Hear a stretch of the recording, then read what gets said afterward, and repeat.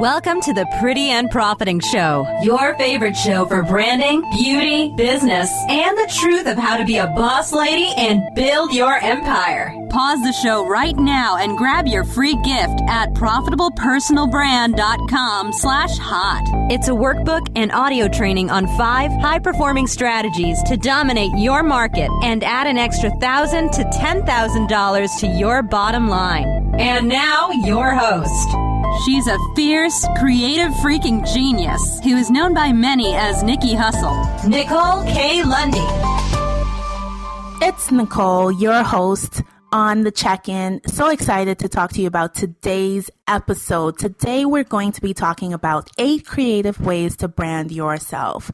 So if you are in business, and I'm sure there's a high chance you are if you are listening to me, you know that visibility is super important to the growth of your business. And the thing is, you can only say, I don't want all attention on me, or I don't want people to look at me for so long. You have to think of how you're going to brand yourself. I mean, especially if you want to be profitable, it is necessary. So let's dive right in. The number one, and I'm not saying it's the number one reason, it's just number one on this list, is to have a blog. So the cool thing is that in today's day and age, a blog doesn't have to be done in the traditional sense of the word. Even a few years ago, if you had a blog, it meant that you wrote, short articles and you posted them on your website and you promoted them. Nowadays, there are so many different accepted mediums for a blog that you can really pinpoint which way suits you the best and which way you can be consistent at. Writing a blog, some say it's the absolute best way to brand yourself. I think it's the most leveraged way to brand yourself, especially online. If you are in business, you need to get digital. Starting with a blog, great way to do that. It allows you to share your expertise, it shows your personality, and it gets your fans and builds your community and gets everybody involved. Number 2, have signature words and phrases. So I want you to sit down and try to write a short sentence or a simple phrase that communicates to people exactly what you do and how you benefit them. This is what's known in the marketing world, in the entrepreneur world, as your pitch, as your tagline. Another group I know calls it the snap. Whatever you want to term it, it's how you introduce yourself. Guess what? I have a few legal clients, and listen, when I ask them, how do you introduce yourself? And they say, well, I just tell people I'm a lawyer. And I'm like, well, how many people want to have a conversation with you after that?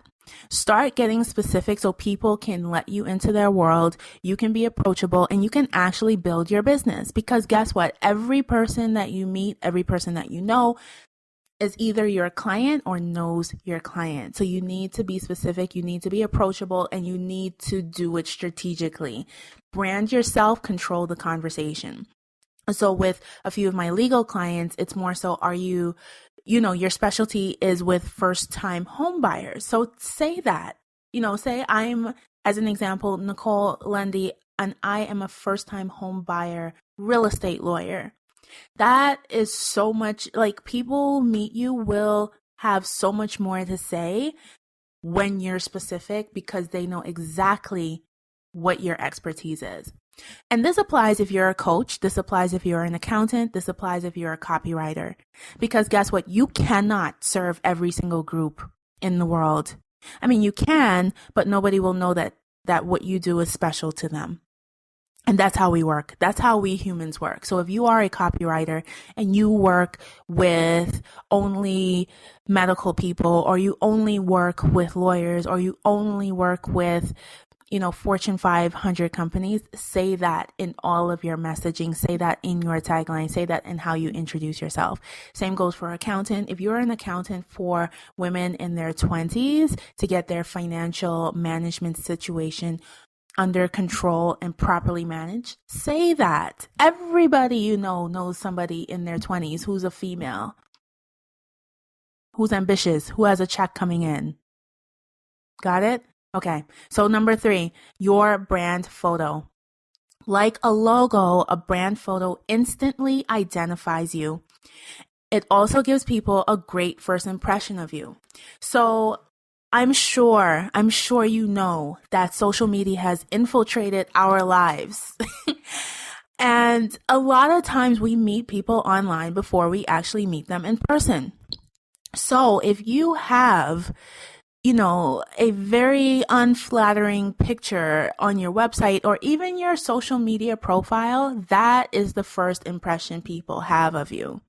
So let's say you've been on a 6-hour flight and you were in the airport delayed. Yes, that's understandable for looking quite crazy and grungy, but what if you meet somebody that's heard of you online? Do you want to look way worse than your already bad photo? So now it's like, holy shit, like this, I think she's smart, but like, I don't know about that girl. You don't want people to say that about you. You could have that same situation and be like, look, like I've had a hell of a nightmare traveling, and and it kind of explains why you look like that. But you've already have such a high standard in the first impression of this person meeting you that they don't care about it. But if you go from bad to worse, online to in person, bad to worse, not a good look. It hurts your credibility, it hurts your business, and you just don't want to do it. Next, regular events that you run. So I want you to think about hosting regular events. It's an awesome way to brand yourself, and it's super creative because you can really bring your personality, your vision. You don't have to do it like everybody else, and it's an awesome way for people to see your expertise, your way of showing up in the world. And it's just awesome. Like I can't even, put words to it. Think about having your own events, brand the events, and run them regularly. Now, when I say regularly, I don't mean they need to be every week. I don't mean they need to be every month. If they are if that event is once a year, fine. It's regular. Got it? The thing is about events is that it shows people that you're passionate about what you do. And it's a great way to get people involved directly into your brand.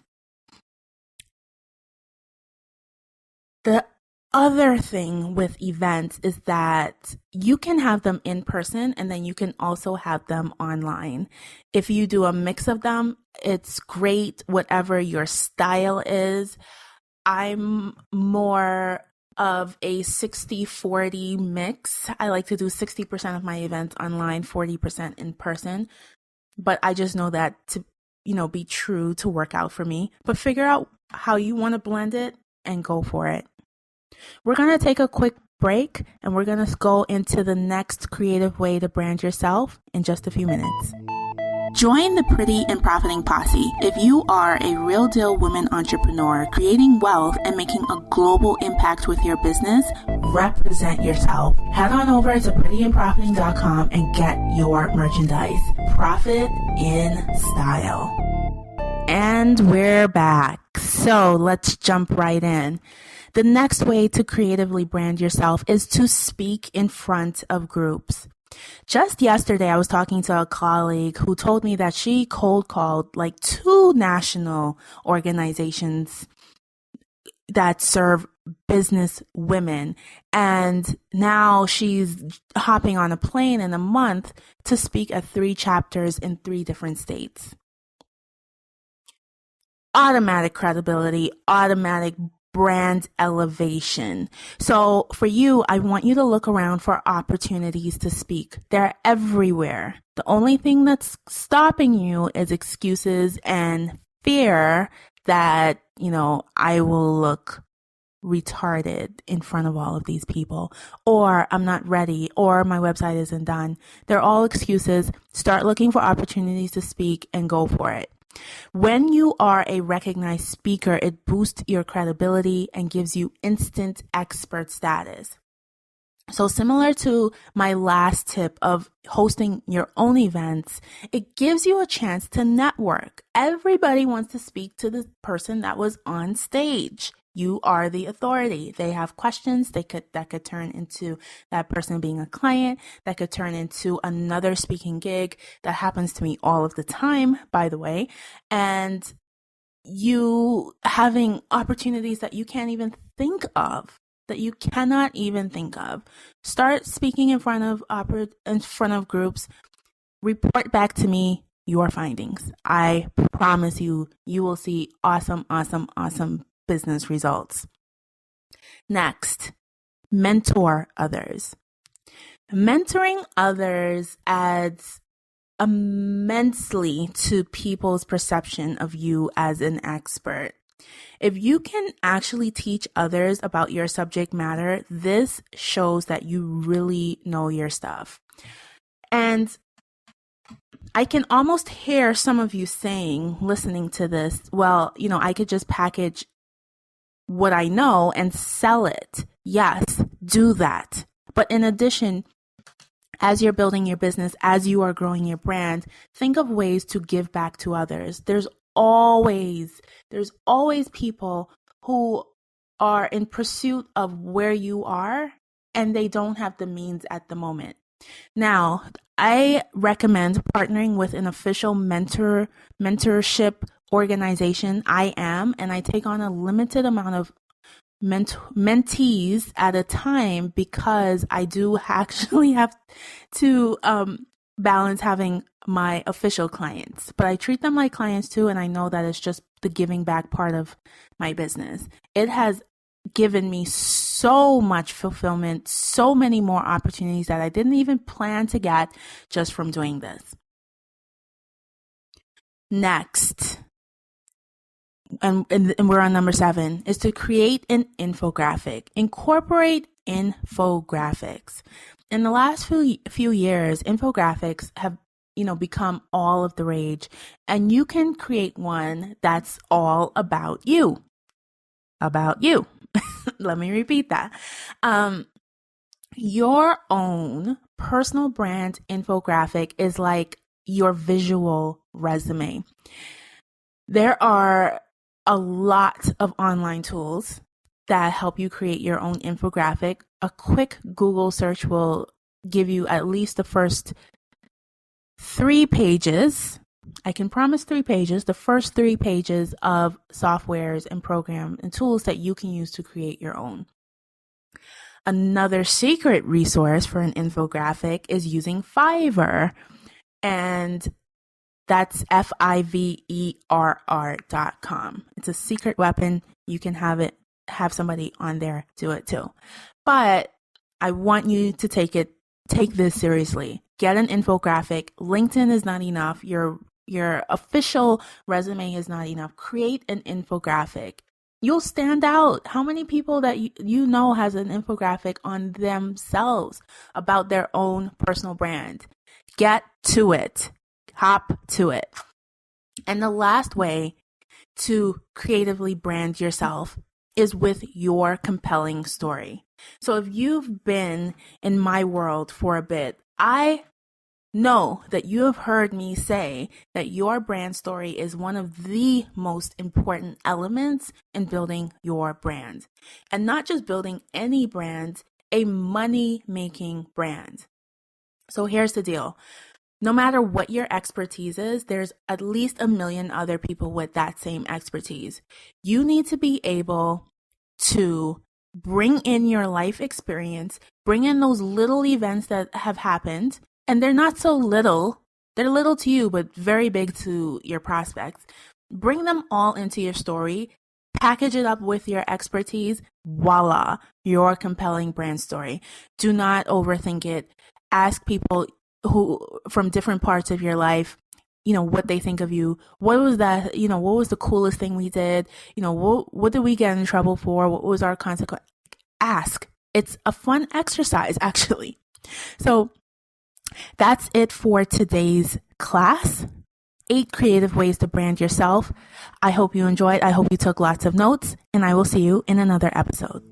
Bye, everybody. Thank you for tuning in to this episode of Pretty and Profiting. Want to learn more about me and what I do? Head on over to profitablepersonalbrand.com. Also, I have a super juicy giveaway for one lucky show subscriber. If you want to enter, you just have to do 2 simple things. 1, subscribe to the show. 2, leave a review on iTunes or Stitcher, and you'll be entered into this month's $25 Sephora gift card giveaway. Thank you for tuning in. Until next time, stay pretty and stack those profits.